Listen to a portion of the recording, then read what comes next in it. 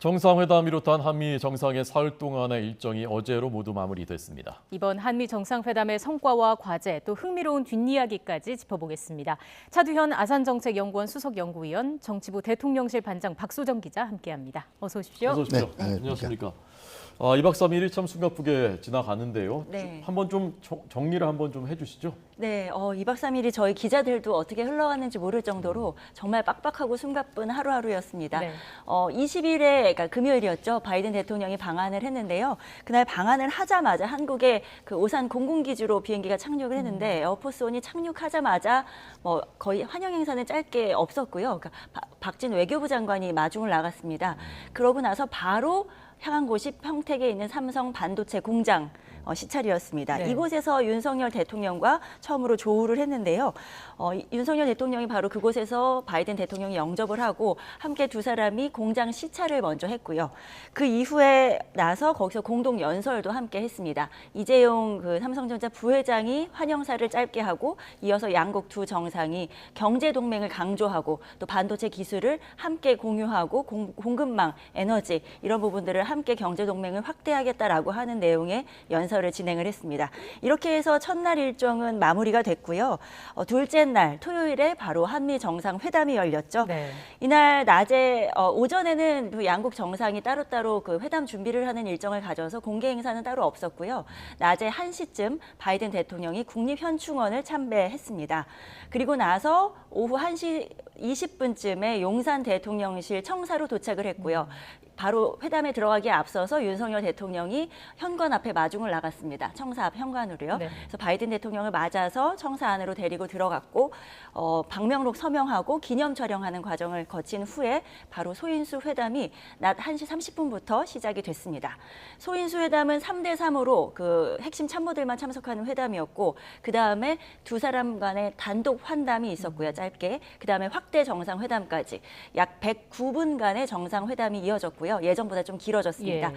잠시 후에 다시 또 설명을 드릴 텐데요.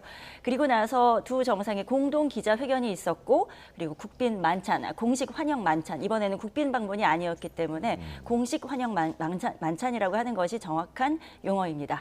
환영 만찬이 있었습니다. 그렇게 해서 둘째 날 일정을 마무리했고요. 그 공식 환영 만찬에 김건희 여사도 깜짝 인사를 하는 시간도 있었습니다. 네. 그리고 나서 마지막 날 사흘째 일정은 안보 일정이었습니다. 두 정상이 오전에는 참 그 바이든 대통령이 현대차 그룹의 정의선 회장을 만나서 그 호텔 안에서 깜짝 회견을 또 열었거든요. 그리고 나서 그 오후에는 두 정상이 함께 항공우주작전본부 오산에 있는 지하 벙커이죠. 그곳을 함께 방문을 하면서 안보 메시지를 또 강하게 내는 그런 시간이 있었습니다. 그리고 나서 양국 장병들을 격려하고 나서 작별 인사를 하고 바이든 대통령이 출국을 했습니다. 네. 이렇게 2박 3일간의 일정이 이어졌습니다. 아유, 숨가빴네요. 일정을 쭉 정리를 해주셨는데 위원님께서는 이번 한미 정상회담 총평을 좀 간략하게 말씀을 해주신다면요. 네, 일단 아마 회담을 통해서 그 한미 양국이 모두 상대방이 좀 이걸 해줬으면 하는 부분에 대해서 얻은 것이 많을 거예요. 우리는 아마 한미 동맹하면 가장 먼저 생각나는 게 미국의 대한안보공약 아니겠습니까? 특히 이제 북한 핵위협이 점점 이제 고도화되는 시점에서 뭔가 그 확실하게 북한 핵위협을 억제하고 저지하는 데 도움이 되는 네. 그런 그 이 미국의 조치를 바란 거고요. 네.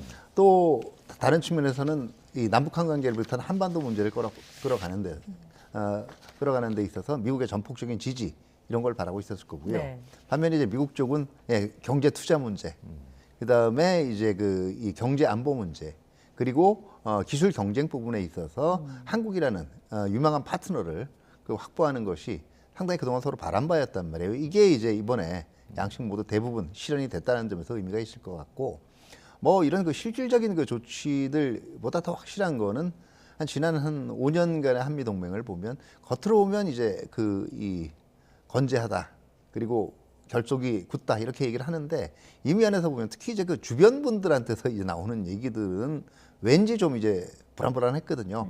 근데 이게 이제 동맹이 확실하게 그 이 복원됐다 하는 걸 알리는 측면이 있었고 아마 그 정상회담의 그 의미 중에 하나가 그 양국 대통령 간의 개인적인 친밀도를 높이는 걸 거예요. 근데 뭐 이 방송이나 이런 걸 통해서 보도가 됐지만 바이든 대통령 삼성 공장에서 윤석열 대통령 만났을 때 가볍게 이렇게 그 팔을 툭 친다든가 아니면은 이제 그 엄지를 척 한다든가 이런 그 개인적인 친근감의 제스처도 굉장히 많이 나왔거든요. 예.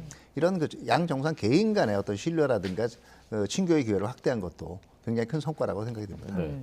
국민들이 보기에 이제 한미 관계가 정말 서로 이제 대등한 관계를 향해 가는구나 하는 그런 느낌을 주는 의미가 있었던 것 같습니다. 문재인 전 대통령하고는 10분간 전화 통화를 했더군요. 네네. 이제 한번 내용을 보시면 올해 그 한미 정상회담 공동선언 중에서 특히 이제 포괄적 전략 동맹, 그다음에 경제 안보의 강화, 그다음에 과학기술 협력들, 우주개발 협력 이런 부분은 한번 작년 5월에도 한미 정상회담 열렸고 한미 공동 이 선언 있었거든요. 네네. 그 내용들이 더 이제 심화되고 발전된 것들이에요. 그러니까 한미 간의 포괄적 동맹이라는 건 어떤 것인가를 이 식별하는데 굉장히 도움이 되는 조치들이 작년에 이제 그 공동성명에 있었고, 이런 면에서 이제 문재인 전 대통령에 대해서 이 바이든 대통령이 그런 작년에서의 기억들 이런 걸 생각을 해서 상당히 감사하다는 표시를 했다라고 볼 수 있죠. 예. 네. 양국이 모두 성과를 얻은 정상회담이 아니었나 싶은데 이번 방안에서 바이든 대통령 선물을 좀 많이 챙긴 것 같습니다. 실제 선물 말씀이시죠? 둘 다입니다. 네.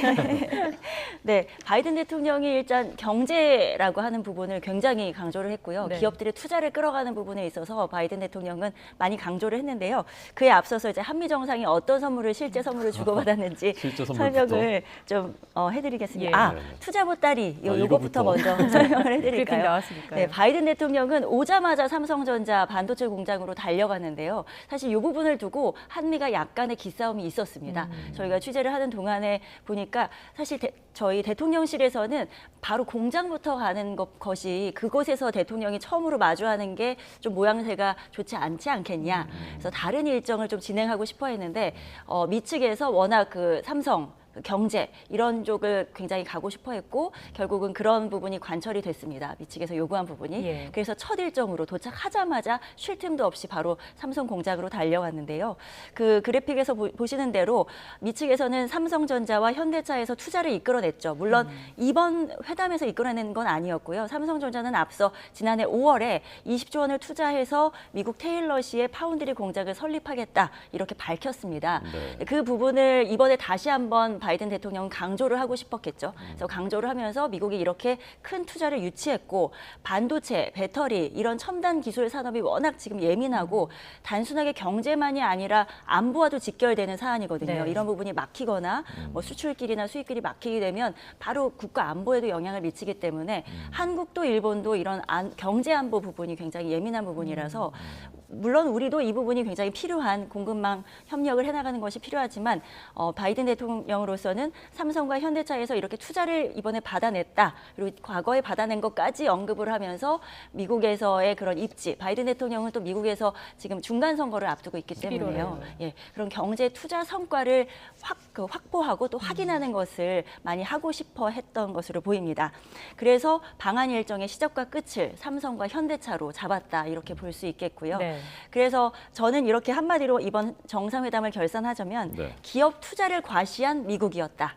그리고 핵 대응을 명시한 한국이었다. 이렇게 좀 설명을 하고 싶습니다. 네. 그래서 그만큼 미국은 기업 투자를 이끌어낸 것을 많이 과시하는 것을 이번 정상회담의 성과로 꼽지 않았나 이렇게 보고 있습니다. 네.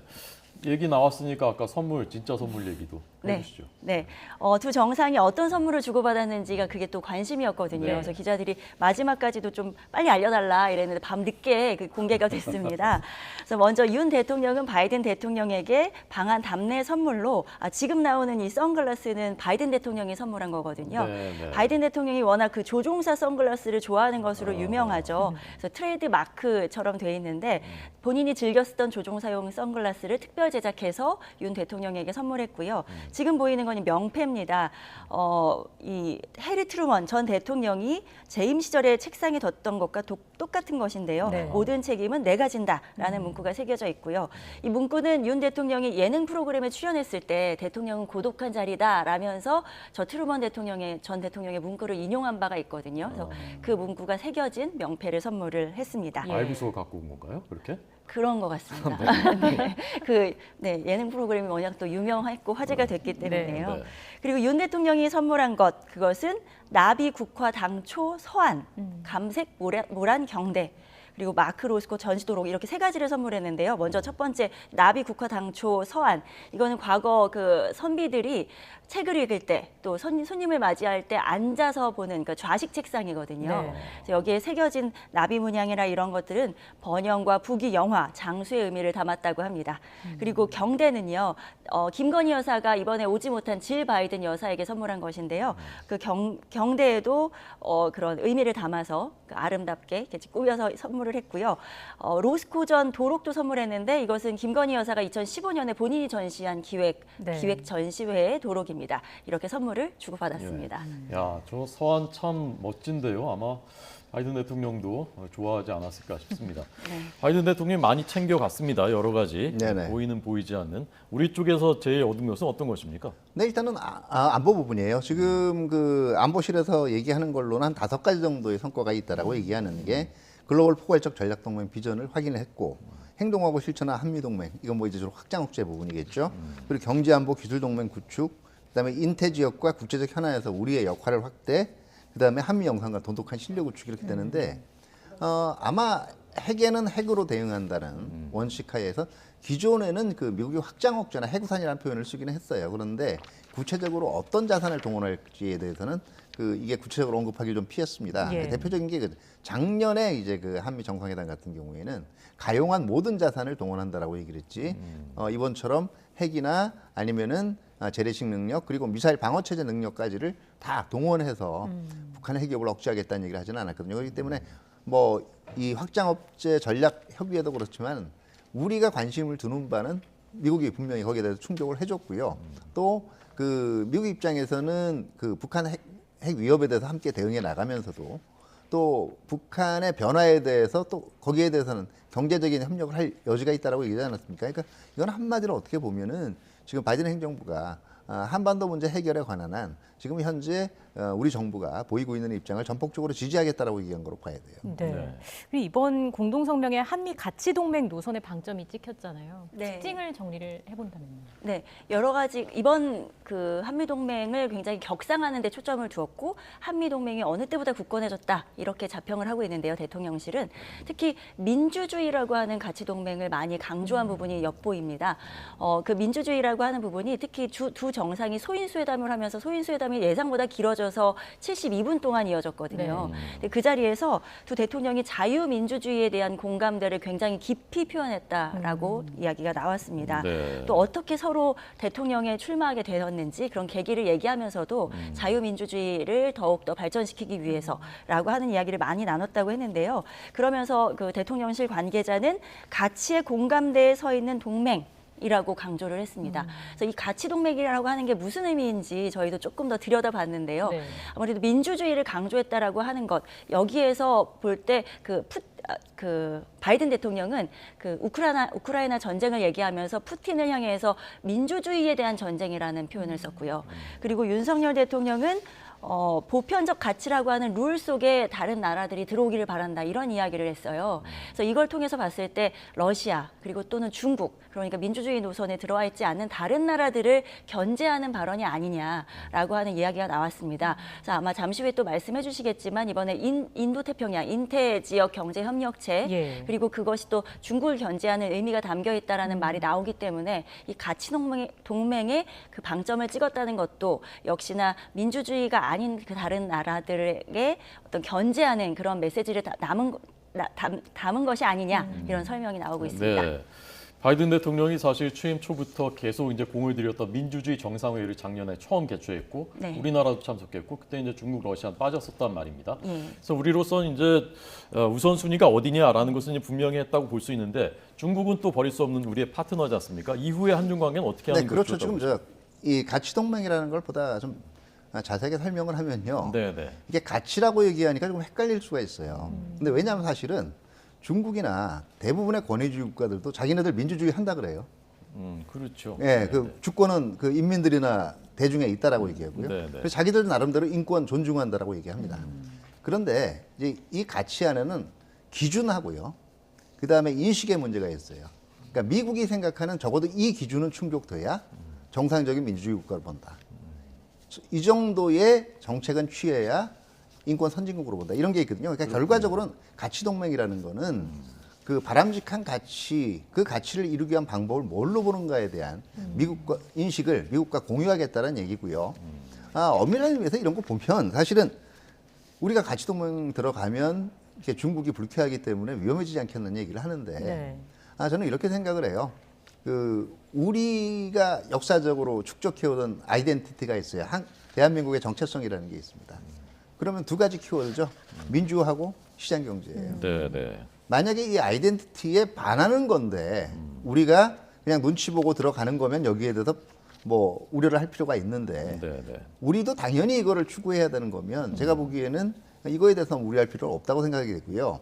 그 IPEF 얘기가 나왔고 중국이 여기에 대해서 이제 이 약간의 불쾌감을 표시를 예. 했어요. 근데 제가 보기에는 이게 사드 배치 때처럼 그 정말 그 직접적으로 좀 느낄 수 있는 보복이 오기까지는 당장은 없을 것 같아요. 왜냐하면 이번에 공동성명 내용 보면은요, 이 IPEF 같은 경우에 중국한테 좀 자극이 되지만 예. 사실 중국이 또 이 나올 때마다 민감하게 신경을 곤두세우는 단어가 대만하고 그다음에 남중국해 문제입니다. 근데 남중국해하고 대만에서의 자유항행 문제, 대만 해협의 평화와 안전 문제는 사실은 작년에 나왔던 공동성명의 수준을 벗어나지 않았어요. 이걸로 봐서는 우리도 이 상호 존중의 한중 관계 이 원칙을 미국한테 충분히 납득을 시켰고 미국도 한국이 가지고 있는 특이한 상황, 다시 말해서 한중 간의 경제 관계라든가 자칫하면 중국으로부터의 보복에 노출될 수 있는 상황을 알고 배려했다라고도 볼 수가 있겠죠. 예. 또 IPF 같은 경우에는 지금 구체적인 조문이 존재하는 게 아니라 플랫폼 형태이기 때문에 예, 열려 있어요. 예, 앞으로 나아갈 방향을 좀 더 지켜봐야 한다는 이야기가 많죠. 예, 그렇습니다. 나갈 방향을 지켜봐야 되고 정부 설명은 IPEF가 누구를 배제하기 위한 모임이 아니라고 얘기를 하고 있거든요. 예. 그러니까 결과적으로는 사실은 가장 쉽게 얘기하면 IPEF가 요구하는 그 기준들 이제 앞으로 만들어지겠죠. 네. 이게 글로벌 공급망이라든가 아니면은 디지털 그 지적 재산권 보호 이런 문제에 있어 그 기준을 중국이 충족하면 돼요. 네. 박소정 기자, 그 2박 3일 동안 숨가쁘게 취재하셨으니까 네.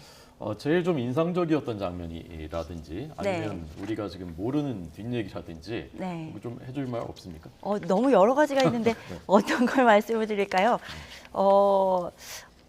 일단은 아까 소인수회담이 길어진 이야기에 있어서 예. 왜 길어졌는지 그 민주주의 이야기 잠깐 드렸잖아요. 그래서 두 정상이 민주주의에 대한 이야기를 폭포수처럼 쏟아냈다 이런 말도 있었고요. 그리고 그 회담에서 그 신발 이야기가 또 화제가 됐다고 합니다. 윤석열 대통령이 보통은 그 굽 없는 편안한 신발을 구두를 신고 다니는 걸 좋아하는데 이번 정상회담 때는 굽 있는 구두를 신고 나왔어요. 그래서 바로 12년 전 결혼할 때 신었던 그 예식 때 신었던 구두를 신고 나와가지고 바이든 대통령이 근데 오랫동안 안 신었던 신발이다 보니까 워낙 반짝반짝 빛이 났다고 합니다. 그래서 바이든 대통령이 그걸 보고 나도 신발 좀 닦고 올 걸 이런 이야기도 나눴다는 이야기가 있고요. 그렇게 해서 소인수회담이 길어진 이유는 서로에 대한 그런 과거의 이야기 그리고 반려동물 이야기 이런 이야기까지 나누면서 72분이나 길어졌고요. 원래는 예상은 한 20-30분이었거든요. 네. 그리고 단독 환담도 10분 예상도 있었는데 25분 정도 길어졌고요. 그러면서 마지막에 잡혀있던 주무부처 장관들이 다 참석하는 확대 정상회담은 원래 30분 정도 예상이었는데 12분으로 단축됐습니다. 그렇게 돼서 토탈 전체 시간이 원래 90분 예정돼 있었는데 109분으로 길어졌고요. 그럼 공동 기자회견이나 만찬도 약간씩 딜레이가 되는 일이 있었습니다. 그렇군요. 그리고 나서 이제 만찬도 재미있는 여러 가지 포인트들이 있었는데요. 만찬 때 이제 김건희 여사가 깜짝 인사를 했거든요. 네. 만찬장에 오지는 않았고요. 만찬에 들어서기 전에 바이든 대통령과 잠깐 인사를 하고 다시 돌아가는데요. 왜 이렇게 했는지에 대한 이유가 있습니다. 왜냐하면 이번에는 질 바이든 여사가 동행하지 않았기 때문인데요. 그 여사끼리도 이렇게 그 동행 외교도 그 어떤 나라마다의 국격이 있기 때문에 상대의 여사가 오지 않으면 이쪽에서도 나가지 않는 것이 맞는 외교라고 합니다. 예. 그런데 그래도 바이든 대통령에게 인사를 전하기 위해서 국립중앙박물관 앞에서 잠깐 인사를 나누고 그 전시장에 있는 전시물들을 함께 좀 관람을 했습니다. 그래서 그때 그 김건희 여사의 모습도 또 화제가 됐습니다. 또 하얀 원피스에 올림머리를 한 모습도 화제가 됐고요. 네. 그리고 또 만찬장에는 여러 인사들이 정재계 인사들이 총출동을 했죠. 그래서 그 재계 인사들이 총출동하는 것이 또 다시 한번 그 경제 안보를 강조한 부분도 됐고요. 그 정치계 인사들이 너도 나도 바이든 대통령과 만났다는 인증샷을 올린 것도 화제가 됐습니다. 네. 네. 그 뒷이야기를 또 재밌게 짚어주셨고요. 마지막으로 그 미국 그 바이든 대통령이 일본을 방문하는 소식도 짚어봐야 할 것 같습니다. 네. 어떤 점을 좀 주목해서 보면 좋을까요? 네, 그 결과적으로 일본 그 방문 기간 중에서 그 아마 이번에 그 미일 간에 얘기될 건 지역 간의 소다자 협력들 그리고 새로운 그 경제 질서, 경제 안보 질서 이런 거에 대한 미일의 그 협력이 그 강화가 될 거고요. 어떻게 보면 우리하고 얘기가 됐던 포괄적 그리고 전략 동맹 이런 성격들의 기준들이 더 명확하게 부각이 될 걸로 생각이 돼요. 그리고 아마 작년 같은 경우에 공동 성명을 한번 비교를 해보면 그 대만 해협이라든가 아니면은 그 이 남중국해 분야에 대해서는 아마 우리보다 조금 더 수위 높은 협력 발언도 나올 수 있을 가능성이 있을 것 같습니다. 네, 지금 보여드리는 화면이 조금 전에 막 들어온 조금 전 시작된 미일 정상회담의 화면입니다. 따끈따끈한 화면 여러분께 지금 보여드리고 있습니다. 바이든 대통령, 기시다 총리가 이제 좀 그 가려 있는데요. 자, 두 사람의 표정, 얼굴 잠깐 한번 보시겠습니다. 네, 바이든 대통령과 모두 발언하는 모습이죠. 네. 네, 박사님 계속 말씀해 주시죠. 네, 지금 그 결과적으로 이번에 일본에 간 가장 큰 계기가 쿼드 정상회의 참석자 지금 간 거거든요. 그렇기 때문에 이번 정상회담의 주로 주제는 아까도 말씀드렸듯이 지역 내에 그 뭐 3개국, 4개국이 묶인 소다자 협력에 있어서 양국의 역할 분담이라든가 공조를 어떻게 할 건가 여기에 대해서 주안점이 둬질 거고요. 두 번째는 이제 일본에서 선언될 IPF 이제 발족 선언들 그리고 실질적으로 이제는 일본하고 미국도 포괄적인 전략 동맹으로의 성격을 어떻게 더 그 강화해 나갈 것인가 이것들이 주로 얘기가 되지 않을까 싶습니다. 또 하나는 이제 일본의 전통적인 이제 이 안보 관련 의제들이 있어요. 예. 일본 내에서 정적으로 지금 얘기가 나왔지만 납북자 문제, 납북자 송환 문제에 대해서 이제 그 미국의 협력들 이런 것들이 얘기가 됐을 가능성도 있죠. 네. 그리고 아마 일본에 대해서 이번에 그 공동성명 나온 게 한미일 그 이 안보 협력 중요성 또 공동성명이 나오지 않았습니까? 네. 일본에 대해서도 한국하고 좀 이제는 풀어봐라 이런 얘기 나왔을 것 같아요. 네. 관련된 얘기는 또 들어오는 대로 저희가 전해드리겠습니다. 지금까지 차두현 아산정책연구원 수석연구위원 정치부 박소정 기자와 함께했습니다. 고맙습니다. 고맙습니다. 네, 감사합니다.